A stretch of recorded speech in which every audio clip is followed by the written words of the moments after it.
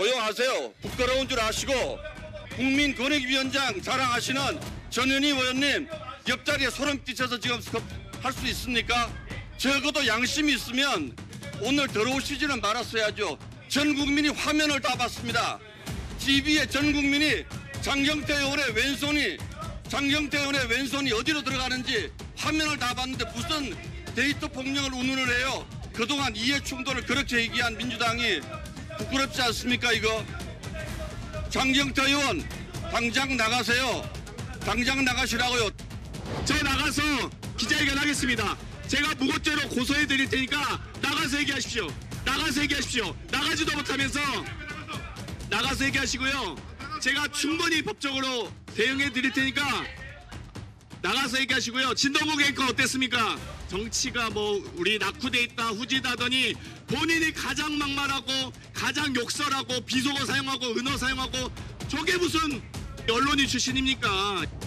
그 의사 진행 발언 기회에 이 동료 의원을 근거 없이 근거 없는 사실로 위원장이 아직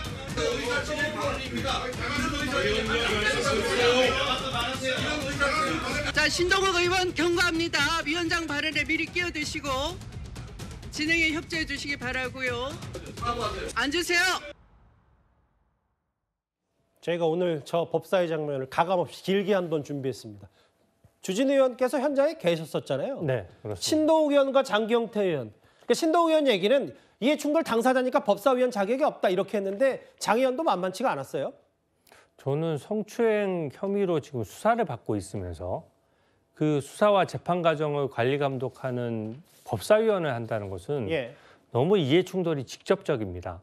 제가 저 다음 장면에 오늘 경찰청장 대행이 또 다른 법안 때문에 나왔거든요.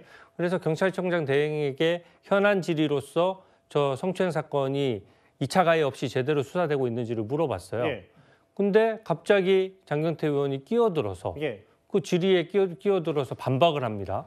그러면 그 법사위원으로서 앉아서 경찰청장에 관련된 발언을 하면서 수사에 관여할 수 있는 것이잖아요. 그래서 굉장히 이해충돌이 직접적이어서 저는 오늘 설마 그 논란이 많았는데 법사위에서 사보임을 하지 않은 것이 좀 충격적이었고요.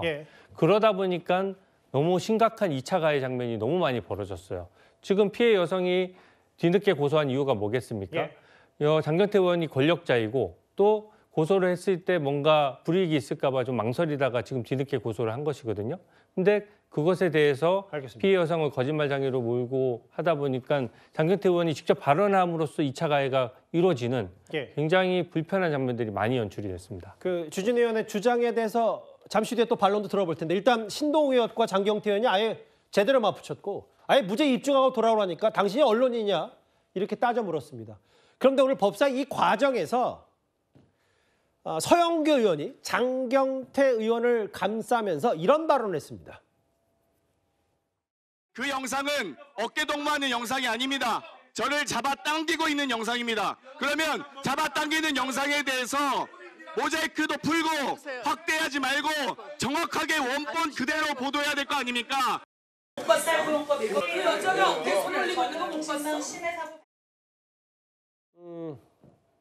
장현주 변호사님, 서영교 의원 얘기를 그냥 제가 그대로 읽어볼게요.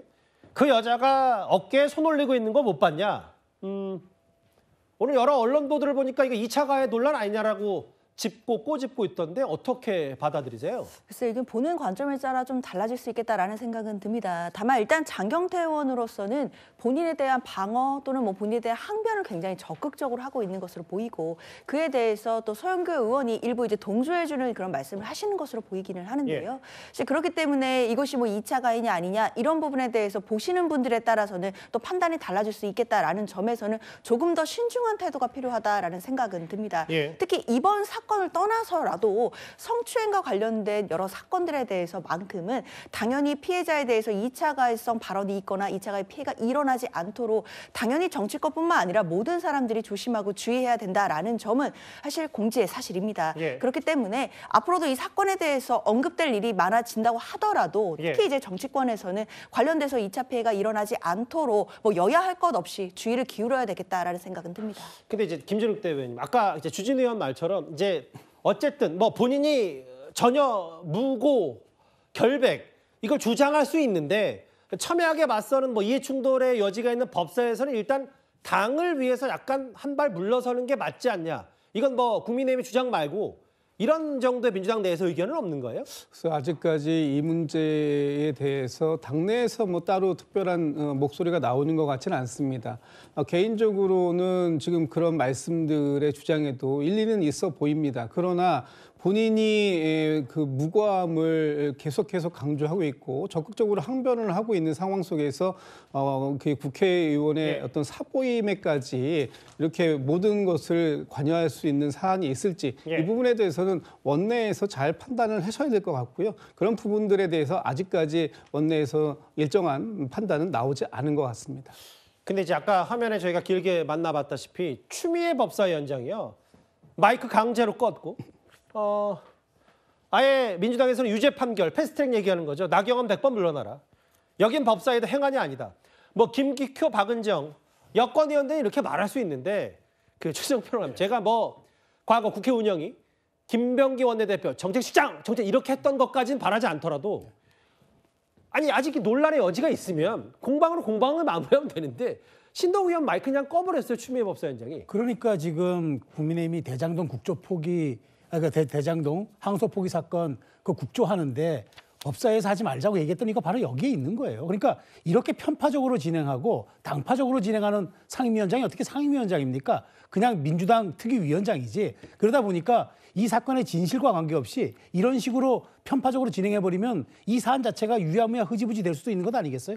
나경원 의원은 남편이 여러 피감 기관장 중에 한 명이라고 의의 충돌이라고 법사위 간사 선임 안 해주면서 사보임하라고 얘기하면서 지금 당장 경찰 수사를 지휘하는 아직 그 검찰의 수사 지휘권이 내년 9월까지 남아있는 상황에서 법사위가 이해 충돌 기관이 아니라는 저 박은정 의원의 회개한 논리는 도대체 무슨 논리입니까? 그렇기 때문에 저는 저 추미애 위원장이 이런 식으로 정말 민주당을 위한 특위위원장처럼 활동하다 보면 국회라는 대의기관의 상임위원장 이런 호칭 들으면 안 됩니다. 차라리 그냥 민주당 특위위원장, 법률보호 특위위원장 맞지 않나 싶고요.